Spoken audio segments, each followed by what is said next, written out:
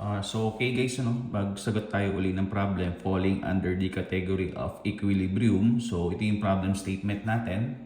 So two weights with one unknown. So ang unknown natin dito is E. So ang given natin is 50 kilograms. Is supported by the system of chords as shown. So ang question natin dito is for us to be able to solve or find the value of the unknown weight, which is E. So in this case, kung titignan natin corresponding configuration, could be able to locate at least 3 possible free body diagram. So unahin muna natin yung corresponding free body diagram ng whole configuration. So tingnan natin.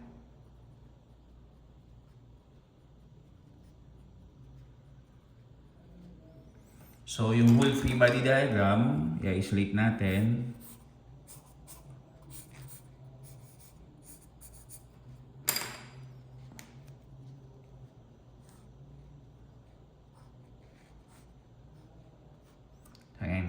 So, ang cord o yung tali is always subjected to what we call tension. So, in this case, lumalabas dalawang possible direction. So, sa concept ng tension, kinakailangan ma-stretch natin yung tali. So, in this case, yung direction natin dito is going this particular direction. So, same din dito. So, ang possible direction is either going up or going down. So, kung going down yan, ang tendency ng pinaka-system course natin is magsasway siya going to the left. So, meaning, ang corresponding direction natin is going up. And then, meron tayong dalawang weights, isang given value. So, weight is always going down. So, same din dito. So, lagay natin siya as E. Ito naman as 50 kilogram. So, try na natin mag-label. So, since yung tali is always subjected to what we call tension, label natin to as T. And then, kung makikita natin location, you have AB. So, label natin siya as TAB.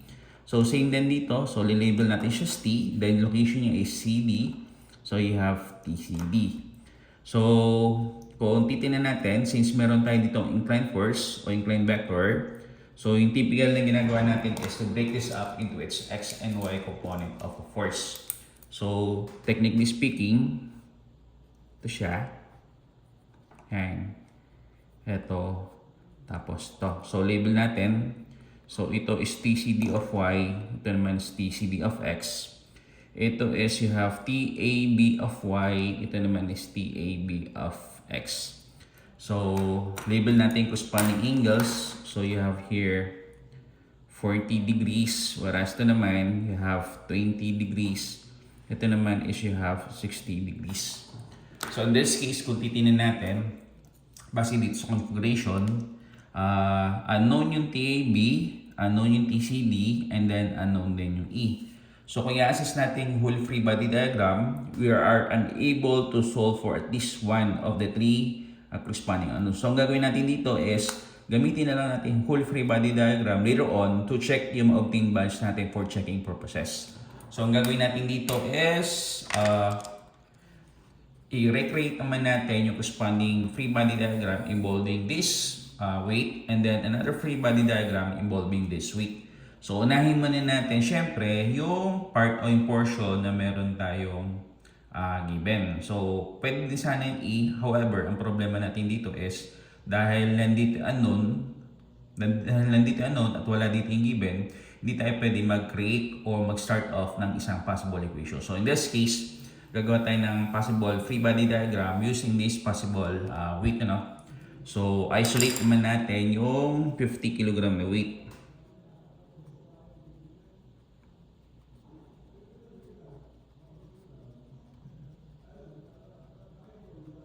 So, isolate yung 50 kg na weight. So, basically, ito yung magiging itsura niya. So, i-ayos lang natin yung corresponding configuration. So, ito yung 50 kg.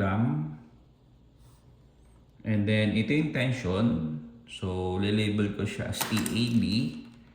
So, TAB. And then, sa kabilang side, kung papansin natin, meron tayong tali. So, again, lumalabas, there are these two possible directions para dito sa ating corresponding tension at you have BC, di ba? So, you have TBC. So, since ang tali is always subjected to what we call tension, kinakailangan ma-stretch siya. So, sabihin, either yung corresponding direction natin is going up, lalagay natin siya as going down. Ayan. So next step natin is to break this inclined forces o inclined reaction into the x and y component of a force. So lalabas, you have here TBC of x. Ito naman is you have TBC of y. Ito is you have TAB of y. Ito naman is TAB of x. Ayan. So, lagyan natin angle. So, kung ito is 20 sa kabilang side, you also have 20 degrees. Ito naman is you have 40 degrees. So, sa concept ng equilibrium, lumalabas, there are at least 3 possible formulas na pwede natin gamitin. So, ano na yun? Summation forces of x, summation forces of y, and then eventually meron pa tayo summation of moment. So among the 3 formulas na nandito, we were able to use yung summation of moment due basically to the absence of what we call distances or perpendicular distances. So itong problem statement na to, purely sasagutan natin siya by means of using only 2 possible equations, summation forces of x as well as summation forces of y. So start tayo dito sa vertical equation. So summation forces of y, all forces going up considered to be positive. So malabas you have 1, 2, and then 3. Unahin muna natin positive. So you have positive TAB of y. Then you have negative TBC of y. And then you have negative 50. Then since wala na, sarado na natin, equivalent to 0. So next step natin dito is to break the y components. So paano yun? So lumalabas, you have TAB. So pagka y, you have sine, provided na angle natin is that of x. So in this case, yung 40 saka 20 are considered to be angle with respect sa horizontal. So TAB, ang angle natin sa TAB is you have 40. So TAB, sine ng 40 minus TBC, sine naman ng 20. So in this case, instead na minus 50, equate ko na ngayon sa 50. So in this case, currently, kung papasin natin, meron tayong unknown in terms of TAB and then unknown in terms of TBC. So ang gagawin natin dito is to find another equation kung saan magre-reflect din yung TAB as well as TBC, and then eventually, combine natin dalawang equations para yung maging dalawang unknowns natin eventually maging a single unknown, di ba? So, lumalabas ito ngayon yung equation number 1. So, next step natin is hindi pa natin nagagamit yung summation forces horizontal. So, yun nga. So, summation forces horizontal tayo. All forces going to the right are considered to be positive. So, unahin muna natin positive side. So, you have positive TBC of x minus you have TAB of x is equivalent to 0. So in this case, lumalabas you have TBC of x is equivalent to TAB of x. So next step natin dito is to break this x component, no? So eventually you have TBC, kung kanina you have sine in terms of y, pagka naman x you have cosine. Cosine ng angle para sa BC, which is you have 20. So TBC, cosine ng 20 is equivalent to TAB. So cosine pa rin siya, pero this time ang angle niya is you have 40. And so let's say for example, ang kuhanin natin dito is yung bali ng gawa tayong equation in terms of TBC. So TBC, you have TAB cosine ng 40 all over cosine ng 20. So eventually, ito na ngayon yung magiging equation number 2 natin. So next step natin dito is to combine yung dalawang equation simultaneously. 2 is kakarga natin dito sa equation number 1. So yan, sautin natin. So, tingnan natin, sulit ko lang yung equation. So, sabihin natin, combine 2 and 1. Combine equation number 2 and equation number 1 simultaneously. So, sulit lang natin. Lalabas, you have TAB positive TAB sine ng 40 minus TBC. So yung TBC papalitan natin as TAB cosine ng 40 all over cosine ng 20. So you have here TAB cosine ng 40 all over cosine ng 20. So ito pala yung part o portion ng you have TBC, di ba? And then don't forget, meron tayong sine ng 20 is equivalent to 50. So tingnan natin, simplify natin equation. So in this case, you have what? Positive TAB sine ng 40 minus you have TAB. So you have TAB cosine ng 40. Then notice na meron tayo ditong sine then cosine involving the same angle. So in this case, pwede natin siyang gamitan ng trigonometric identity. So paano yung trigonometric identity? So meron tayong trigonometric identity in that sine all over cosine. Ang katumbas niya is you have tangent. Or meron din naman tayo ng cosine all over sine. Ang corresponding angle naman niya, katumbas is you have cotangent. Diba? So in this case, papalitan natin yung sine ng 20 all over cosine ng 20 ng tangent ng 20. So tangent ng 20 is equivalent to 50. Ayan. So next step natin dito is to factor out yung TAB. So lalabas you have what? TAB, you have sine ng 40 minus cosine ng 40 tangent ng 20 is equivalent to 50. So in this case, lalabas na yung value natin ng TAB. You have sine ng 40 minus cosine ng 40 tangent ng 20. Ito yung pang ilalim natin. And then yung pinangtaas natin, you have 50. Yung unit ng 50 is you have 50 kg. So try na natin i-tap o tabulate dito sa ating calculator yung mga corresponding value. So unahin muna natin ilalim. So you have sine ng 40 minus cosine ng 40 then tangent ng 20. So you have 0.36397 sa ilalim, then you have 50 sa itaas. So lalabas sa kanya is you have 137.3739. So TAB value natin, you have 137.3739 kilogram. Ayan. So meron tayong TAB. So in this case, kung gusto man natin kuhanin yung value ng TBC, so therefore, since yung TAB natin is 137.39, lagyan natin dito, TBC 137.3739, then cosine ng 40 all over cosine ng 20. So yung TBC natin, yung tension natin doon sa may chord BC is you have what?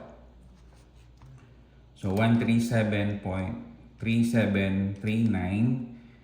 multiplied by cosine ng 40 divided by cosine ng 20. So in this case, lalabas na yung tension natin sa BC. You have 111.988 kilogram. So ayan. So meron na tayo ngayong TAB as well as TBC. So ang gagawin naman natin ngayon dito is magpo-progress tayo doon sa kabilang free body diagram. Dito sa free body diagram involving the known weight which is E. So gawin natin yung free body diagram. So lagay lang natin dito, isolate natin yung unknown weight.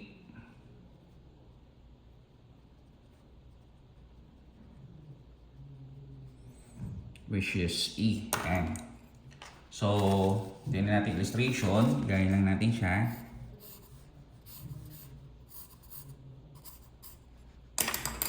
So, ito siya.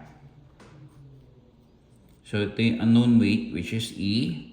And then, dalawa yung tali natin. So, again, kung titingnan natin, yung tension natin dito. So, ito is CD. Sa kabilang side naman is you have BC. So, lalabas dito, you have TCD. Ito naman you have TBC. So, notice na yung TBC natin sa kabila isolation, ang corresponding direction niya is going down. In this case, ang tension TBC naman natin dito, instead na siya is going down, dapat siya is going up. So, ang reason dito is kinakailangan yung cord o yung tali natin, kinakailangan ma-stretch o mabali siya. Mabira siya. Yan. So, ito na siya. So, ito na ngayon yung ating corresponding free body diagram using the second isolation. So, ang corresponding angle natin, you have 60 as well as 20. So, you have 60 as well as 20. So, next step pa rin natin dito is to break this corresponding forces into their X and Y component force. So, kung ito is TCD, ito is TCD of X, ito naman is TCD of Y. Kung ito is TBC, you have TBC of Y, ito naman is TBC of X, diba? So, try natin. So, since ang hinahanap natin dito is yung unknown weight, which is C, try nga daw natin na tayo ay mag-take ng summation forces vertical.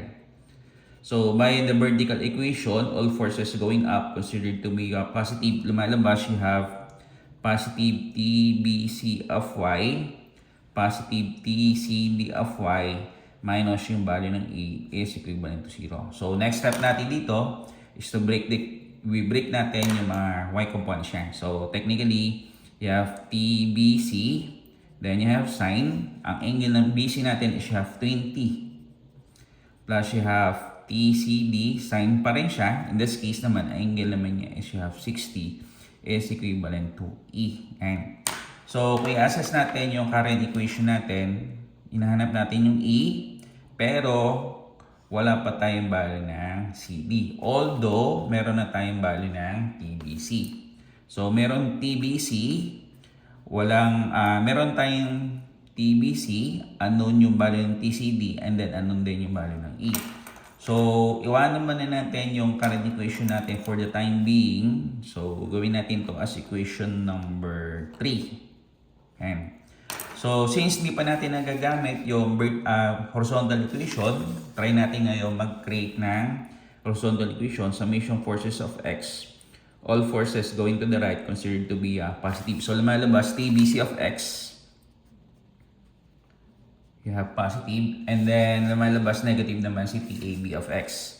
So, negative TAB of X. Since wala na, sarado na natin, saradong 0. Ayan. So, next step, once again, is to break yung mga X components natin. So, be-break na siya accordingly. So, kung kanina, you have sine para sa Y. Pagdating naman sa X, you have cosine. So, TBC, cosine ng anong angle? So, BC, ang angle niya is you have 20 is equivalent to TAB, cosine naman ng you have 60. Hindi, mali pala. Ang corresponding angles pala natin dito is ganito, no? So, you have TBC of X.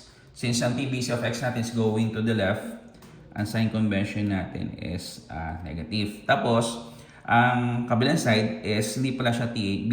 Rather, dapat siya is TCD of X.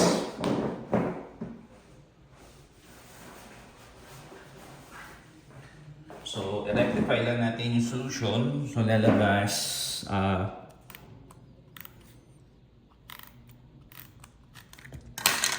you have TCD of X. No? TCD of X. Kung saan ang TCD of X natin, that is going to the right positive. So, TBC of X directed to the left, meaning siya naman is actually negative. So, palitan lang natin yung nakalagay natin dito. So, lumalabas you have TCD. Ang angle niya is you have 60. So, cosine ng 60. So, gawin natin dito, gawa tayong equation in terms of TCD. So, TCD is equivalent to TBC cosine ng 20 all over cosine ng 60. So, ito ngayon yung magsisilbing equation number 4. Okay. So, next step natin dito is to combine yung dalawang equations which is 3 saka 4. So, para makuha natin yung hinahanap natin. So, tingnan natin. So, lalabas yan.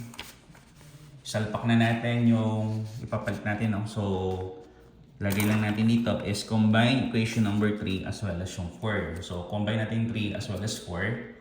So, combine 3 and then 4 simultaneously. So, lalabas, you have TBC sine ng 20 plus yung TCD. Ito yung TCD natin. Sasalpak na natin yung bagong TCD. So, TCD value, you have TBC cosine ng 20 cosine ng 60. Tapos, don't forget, meron tayong sine ng 60. Sine ng 60 is equivalent to the value of E. Yan. So, kung titingnan natin ngayon, lalabas is ganito. Meron na tayo so far value ng TBC. So, ang TBC value natin is you have 111.9882 kilograms. So, ang gawin natin dito is simplify natin yung current equation natin. So, eventually ganito siya. So, you have TBC sine ng 20. So, factor out natin yung TBC. So, may 1 si sine ng 20 plus you have cosine ng 20. And then once again, kung titignan natin, since meron tayong sine angle, pwede natin gamitan ng trigonometric identities. As in sin, cos, tan, and then cosine, cot. So, ibig sabihin yung sine ng 60 all over cosine 60, ang katumbas niya is you have tangent ng 60 is equivalent to the value of E. So, karga na natin yung corresponding value ng TBC. So, you have 111.9882 and then sine ng 20 then plus cosine ng 20 tangent ng 60 na ngayon yung value ng E. Yan. So, hanapin natin o tabulate na natin sa calculator kung ano yung lalabas. So, lalabas sa kanya is ganito. So, 111.9882 multiplied by sine ng 20 plus cosine ng 20 then tangent ng 60. Okay. So in this case, lalabas sa ating value na unknown weight is you have 220.573696. So E therefore is equivalent to 220.5737 kilogram. Ayan.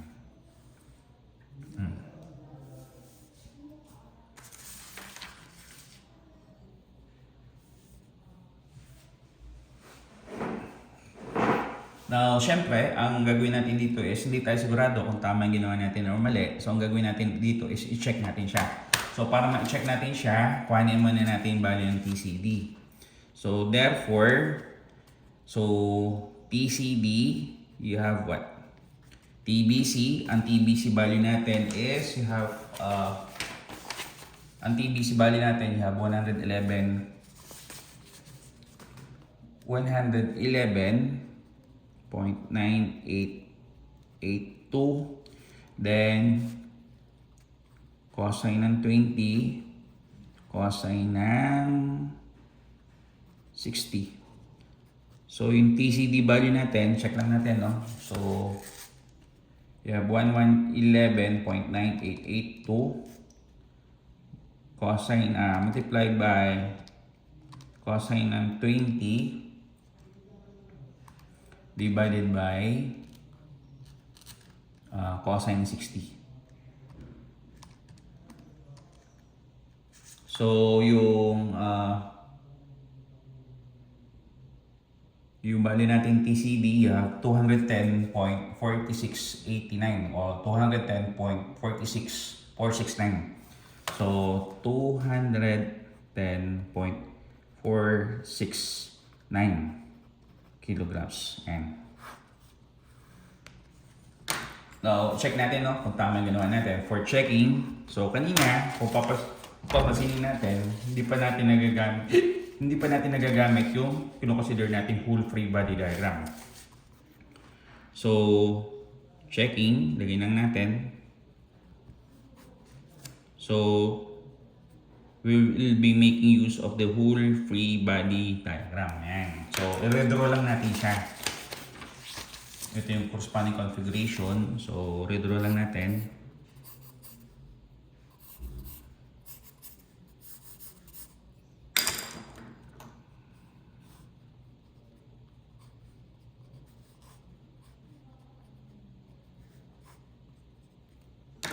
So, label lang natin. So, TAB, TCD, 50, tapos you have E.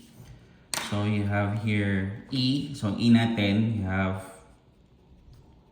220.5737 kilogram. Tapos, lumalabas yung kabilang weight naman natin is you have 50 kilogram. Tapos, lagay natin yung mga angle. So, dito, you have 60 degrees. Ito naman, angle natin is you have 20 degrees. Ito naman, ang angle niya is you have 40 degrees.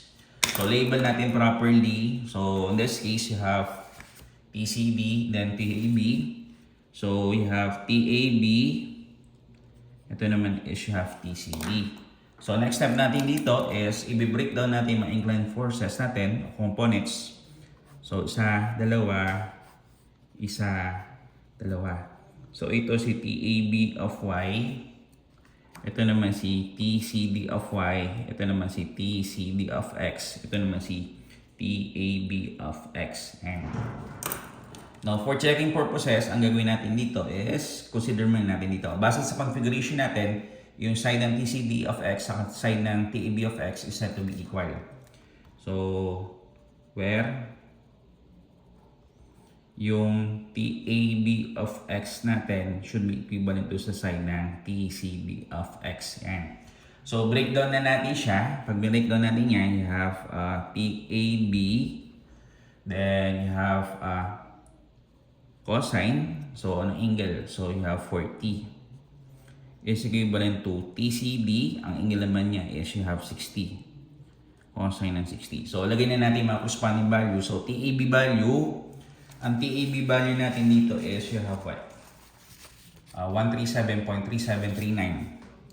So, 137.3739 cosine ng 40 is equivalent to the value of TCD. So, ang TCD value natin, you have 210.469. 210.469 cosine ng 60. So, check na lang natin kung magtatali, no? So, dapat they should be equal. If not equal, should be almost equivalent with respect to one another. So, tinan natin kung ano lalabas. So, you have 137.3739 cosine ng 40. So, lalabas kanya is you have 105.2345.